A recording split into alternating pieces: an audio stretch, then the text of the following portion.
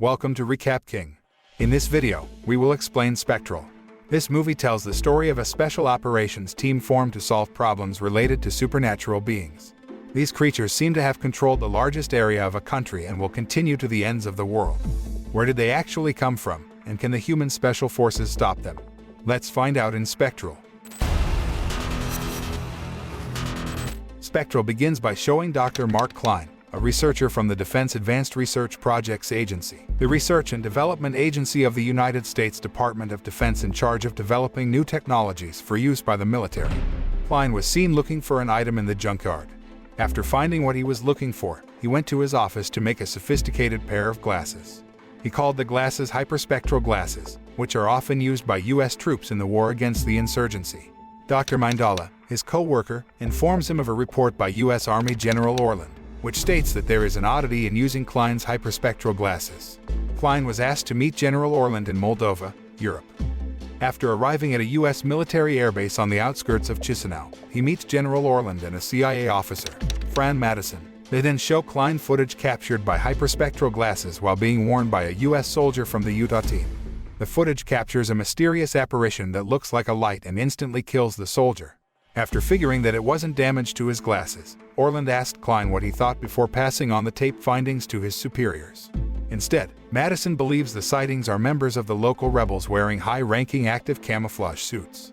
Klein finally decided to go down to the field to get a clearer picture to identify the strange sighting. Klein and Madison were sent to the area where the Utah team previously served. They will also be accompanied by a team of Delta Force operators, led by Captain Sessions and Captain Carbura. Klein mounted a larger and clearer hyperspectral camera on top of one of the armored personnel vehicles to better capture the sightings. They began their mission to find out about the apparition and save the Utah team soldiers who might still be alive. Arriving at the destination, precisely in a building, the Delta Force soldiers found many members of the Utah team dead, along with members of the rebels. But there is one strange thing about the victims: their bodies do not have a single gunshot wound. In the search, the soldiers found one member of the Utah team, Sergeant Comstock, who was still alive because he was hiding under a bathtub. While several soldiers continued their search on the 5th floor, they were suddenly attacked by an apparition, which turned out to be immune to gunfire and explosives. It also caused many casualties and made other soldiers retreat from the place. Klein then tried to see the creature using his hyperspectral camera, and it was clear that the apparition resembled a human but in the form of white light. Captain Sessions then tried to shoot the apparition with a bazooka, but surprisingly, the weapon was again ineffective and the apparition killed Captain Sessions in an instant. Klein and the others then tried to leave, but their vehicle was hit by a landmine and killed Sergeant Comstock, having hit his head pretty hard. The group then takes refuge in an abandoned factory. Klein then tried his hyperspectral camera again. Several apparitions outside the factory attempted to follow them but were stopped by the iron filings scattered on the ground. The soldiers then tried to check the condition of the factory, and to their surprise, they found 2 girls in a room. Later, the children recounted that their father spread the iron filings outside the factory to protect them before he was killed. One of the girls then assumed that the apparitions might be lost souls. On the other hand, some soldiers managed to contact the airbase and call for help, but they had to go to a wider and open area to be reached by rescue helicopters. Meanwhile, Klein modifies the hyperspectral camera to be like a large spotlight, allowing the group to see sightings without needing to wear glasses. Klein also finds many chests of iron filings in the factory room. They then use the iron filings by stuffing them into grenades and bullets as the main weapon against outside apparitions. Armed with grenades and Klein's new tools, the group was ready to head to the rendezvous point about half a mile from the factory. Shortly after, several sightings were seen making their way inside the factory after passing through the iron filings outside. This forced everyone in the factory to leave. The apparitions on the outside chased the group protected by a Delta Force unit, using grenades and iron filings to slow them down. After arriving at the rendezvous point, Klein's hyperspectral spotlight suddenly went out completely. Shortly after, reinforcements in the form of tanks arrived and began shooting at the apparitions. However, it was all in vain, and in the end, the evacuating soldiers were killed very quickly, as were their tanks, which the apparitions could easily destroy. On the other hand, one of the 2 children was accidentally separated from the group and was eventually killed by an apparition. Shortly after, the rescue helicopter came to the meeting point. As the apparitions drew near, a gust of wind from the helicopter blades suddenly stopped them, and the survivors managed to escape.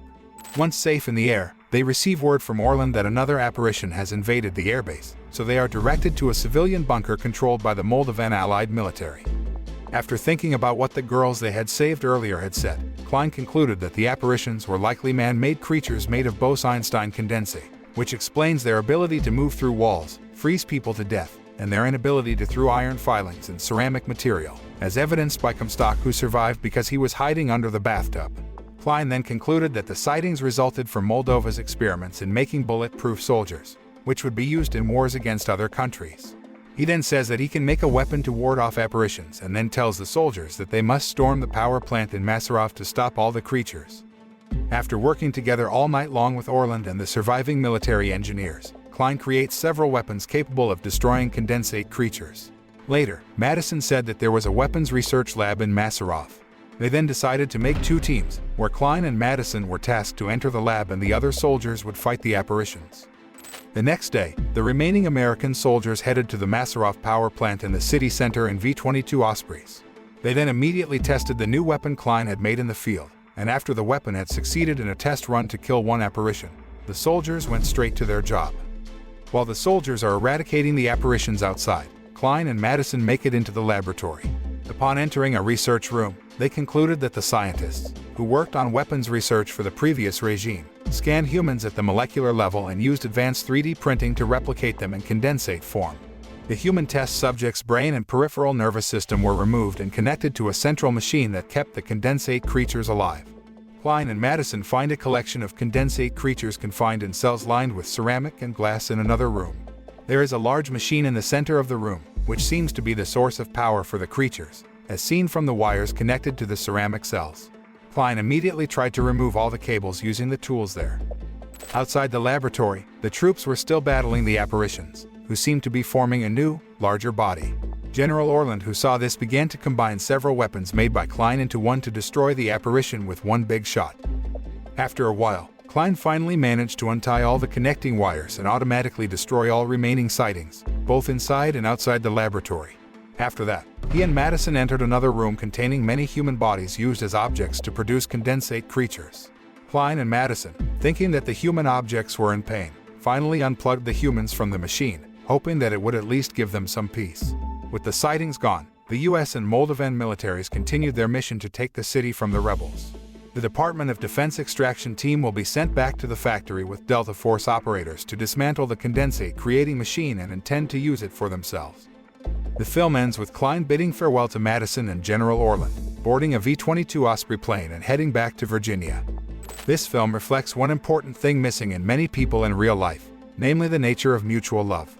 Smart reason and advanced technology can be bad for humans if humans themselves do not have a heart for others. Heartless leaders are also a big part of pushing smart scientists to create weapons of war that use human lives to kill other humans. Even so, we can learn from Dr. Klein, who wants to use his artificial intelligence and technology for world peace. We may not be able to prevent war from happening, but with love for one another, we can use whatever ability we have to make the Earth a better place.